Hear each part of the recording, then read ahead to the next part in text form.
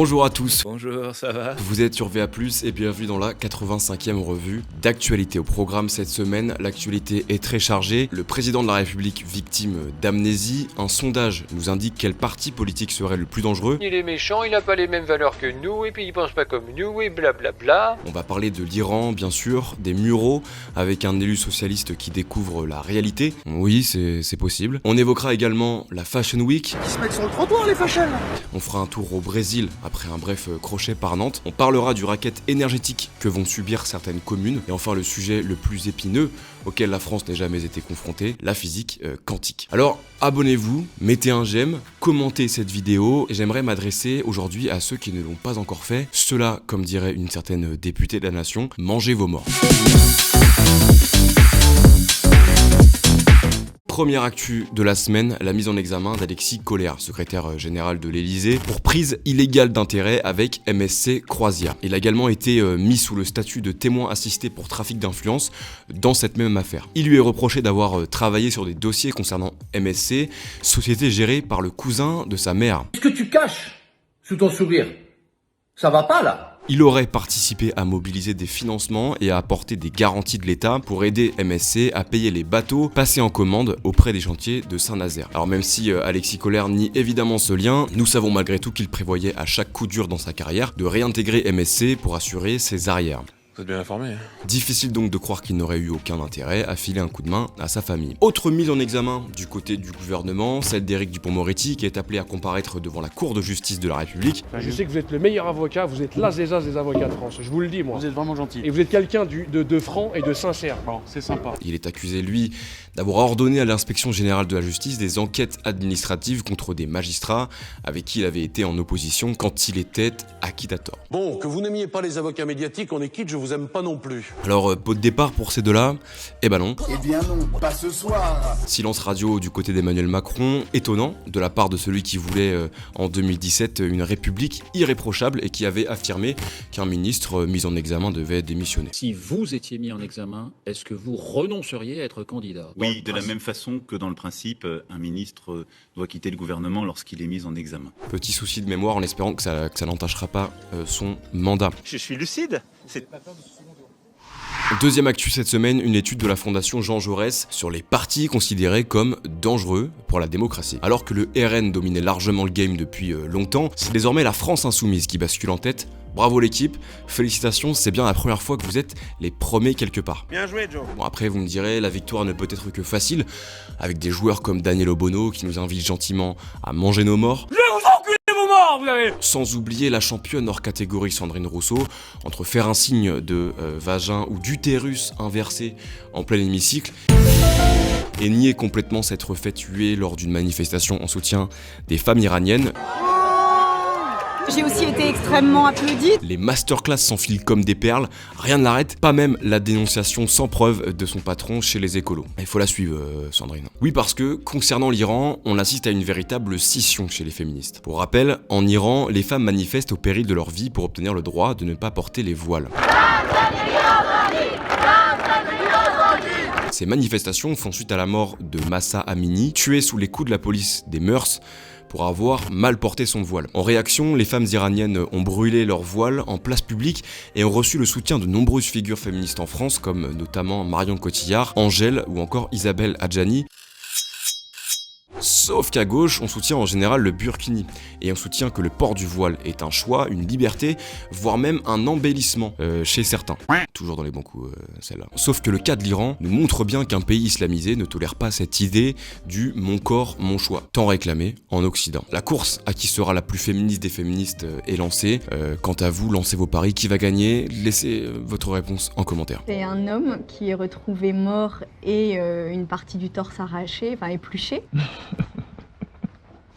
Quatrième actu de la semaine, l'arrêt de pile de Boris Vénon, élu socialiste pour la ville des Mureaux. Après 8 ans au service de la municipalité, il a annoncé se retirer pour cause d'insécurité. Il aurait subi 11 agressions en 2 ans. Depuis 2 ans, j'ai subi 11 agressions, là où pendant 12 ans, je n'ai jamais connu d'épisode de cette nature. Ces épisodes ont été marqués par de la violence verbale, des menaces physiques, allant jusqu'à la menace de mort, et aux insultes homophobes et racistes. Il cite une phrase malheureusement bien connue de ceux qui se confrontent au réel. Les blancs quittent ma ville, on est chez nous ici. Le blanc quitte ma ville, on est chez nous ici. C'est ce que je me suis entendu dire avant qu'on ne me poursuive jusque devant mon domicile pour me menacer de mort ensuite. Pas ouf. Cette ville, qu'il avait appréciée pour son vivre ensemble, est devenue son pire cauchemar. Il ose même terminer ses propos par un indicible oui. Les citoyens d'origine européenne peuvent faire l'objet de racisme. Oui, les citoyens d'origine européenne peuvent faire l'objet de racisme. Et c'est un homme dont tout le parcours politique s'inscrit à gauche qui vous le dit. Et peut-être que Sandrine Rousseau avait raison pour cette fois. Il semblerait bien que le blanc soit une couleur. Et une couleur particulièrement à la mode cette année. À la Fashion Week de Paris, il a d'abord été mis à l'honneur par la sublime Bella Hadid avec son étonnante robe peinture, mais c'est plutôt de Kanye West dont on voulait vous parler cette semaine avec son sweat White Lives Matter. Ce dernier aurait affirmé que Black Lives Matter était une arnaque. Et si vous voulez porter vos couleurs, porter vos valeurs vous aussi, on a quand même des magnifiques pulls. Ils sont toujours en vente sur la boutique de Valeurs Actuelles. C'est de toute beauté. J'aimerais vous parler à présent d'un sujet qui nous tient à cœur, puisqu'il y a quelques mois maintenant, nous avions fait un appel à témoins sur Instagram pour vous demander si vous aviez été témoin ou si vous aviez subi des agressions à Nantes.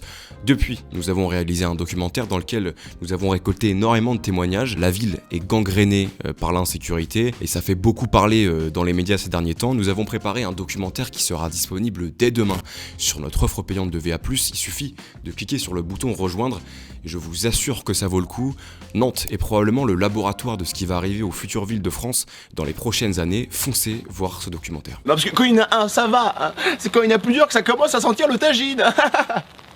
Allez Rachid, tu termines la pelouse. Allez, on parle maintenant du pays du football, le Brésil. Nos amis brésiliens sont en pleine élection générale. Bon, c'est un peu compliqué leur système électoral, c'est-à-dire que cette élection coupe l'élection présidentielle, l'élection législative et l'élection gouvernementale. Du côté présidentiel donc, Lula da Silva, le candidat de gauche que les sondages voyaient vainqueur dès le premier tour, a certes remporté ce premier tour à presque 48%, mais est suivi de près surprise par le président sortant Jair Bolsonaro qui obtient lui 43% des suffrages. Premier coup dur donc pour la gauche brésilienne et les sondeurs qui ne remportent pas haut la main cette élection, mais qui en plus perdent du côté législatif puisque le parti de Bolsonaro est en passe d'obtenir le plus grand nombre de sièges à la Chambre des députés et au Sénat il a déjà remporté 14 sièges sur 27. Combien ? En même temps, avec un soutien comme Neymar, ça aide.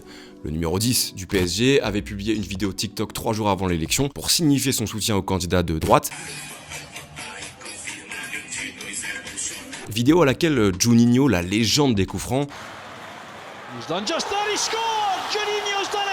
soutien convaincu de Lula, a répondu à Neymar en l'accusant d'incohérence, d'aliénation et de manque de conscience sociale. Et la star de la Seleção en a remis une couche derrière avec ce tweet. Il parle de démocratie et de beaucoup de choses, mais quand quelqu'un a une opinion différente, il est attaqué par ceux-là même qui parlent de démocratie. Allez comprendre. Ce que tu dis n'a aucun sens. Le maire de Neuilly-sur-Marne a créé le collectif Stop Racket Énergie. En effet, dans une vidéo qui a pas mal tourné sur les réseaux, N-O-U-E-A-U-U-V-E-A-U-T-E-R-A-L-N. Bon, le maire d'hiver droite dénonce un scandale, un vol, un racket organisé avec en plus la passivité de l'État. Je veux dénoncer un scandale, un vol, un racket organisé avec en plus la passivité de l'État. Au 31 octobre, les contrats d'énergie de Neuilly-sur-Marne prendront fin. Ça fait donc plusieurs mois que la ville cherche de nouvelles offres auxquelles souscrire. Et les prix proposés par les entreprises sont juste fous. Pour le gaz, le prix passe de 15 € le mégawattheure à 240 €, soit multiplié par 16. Pour l'électricité, ils ont encore fait plus fort puisque le prix du mégawattheure passe de 65 à 2068 €. Ça fait multiplié par 32. Avec ces nouveaux prix, la facture globale pour la ville de Neuilly-sur-Marne passerait de 2 millions d'euros à 10 voire 15 millions d'euros, un prix que la commune ne pourra pas payer même si elle n'allume pas ses lampadaires la nuit ou qu'elle laisse ses enfants attraper des pneumonies dans des écoles non chauffées. Donc on a bien envie de lui dire signe pas, mais quand il a interrogé Enedis pour savoir ce qu'il se passerait si justement il ne signait pas ses offres, ils ont répondu qu'il leur couperait l'électricité et le gaz dès le 1er novembre. Hier, on a reçu un mail d'Enedis qui nous expliquait qu'au 1er novembre, si on ne signait pas ces offres délirantes, on nous couperait l'électricité et le gaz pour notre ville de près de 40 000 habitants. C'est du racket organisé. Et pour la dernière actu de la semaine, on va parler du prix Nobel de physique qu'a reçu mardi le français Alain Aspect, Cocorico, pour ses travaux sur l'intrication quantique. Bon, comptez pas sur moi pour vous expliquer ce que c'est. Une paire de photons polarisés comme ça. Et puis j'ai un autre objet, YY, qui est une paire de photons polarisé comme ça. On va plutôt parler de l'interview qu'il a donnée après avoir reçu son prix. Il exprime son inquiétude face à la montée du nationalisme dans le monde et appelle la communauté scientifique internationale à rester unie dans ce monde qui ne va pas bien. Pauvre petit chou. Mais le lendemain, il assume un peu moins ses propos et il explique au micro de France Inter qu'il avait donné son interview en anglais et que ce n'était pas vraiment ce qu'il voulait dire. Il voulait en effet parler des démocraties qui se réduisaient, en parlant notamment de la Chine et de la Russie, et que ses homologues scientifiques, qui étaient autrefois libres de faire leurs recherches comme bon leur semblait, étaient aujourd'hui restreints par leur gouvernement. Bon, physique quantique, un bilan mitigé. Voilà, c'est déjà la fin de cette revue d'actualité. Moi, je pense avoir à peu près tout dit pour ma part. Il y en a encore qui ont des choses à dire. N'oubliez pas de vous abonner à VA+, de commenter cette vidéo, de laisser un j'aime, ça vous le savez déjà. Moi, je vous dis à bientôt.